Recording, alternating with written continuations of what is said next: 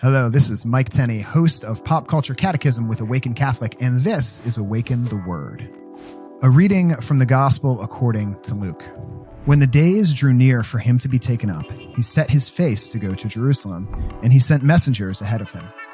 On their way, they entered a village of the Samaritans to make ready for him. But they did not receive him, because his face was set toward Jerusalem.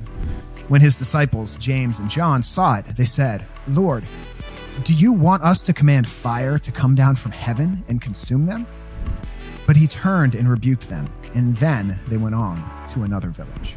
So in today's gospel, Jesus and his disciples are approaching a village of Samaria. Now, the Samaritans and the Jews, because of historical political events, did not get along, and they didn't hang out, and they weren't really even supposed to. It was kind of considered taboo or forbidden for them to even hang out. So even the fact that Jesus is going there is a big deal.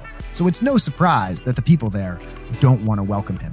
And then James and John, two of Jesus's right-hand men, some of his closest dudes, are like, "Hey, let's call down fire, right, Jesus? You're a prophet. We're following you. We've heard about these prophets in the Old Testament, like Elijah, who call down fire on, people who aren't following God."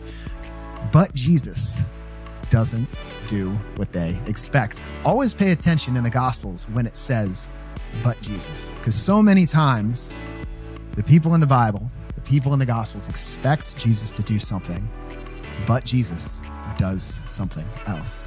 And I think that's an important lesson for our lives, because so often, I know I have seen things a certain way and say, "Well, God, because I've done this, then this should happen. Because my life is going this way, this should happen. Because this went wrong, and now I deserve this. Because I did this right, now I deserve this." Or even sometimes because I did this wrong, you think God's going to punish you. But Jesus has a different way.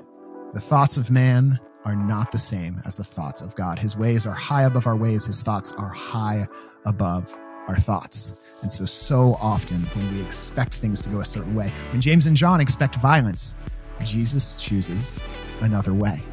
Even though it's something they've seen God do before in their scriptures. Even though God did this for that person, why won't God do it for me?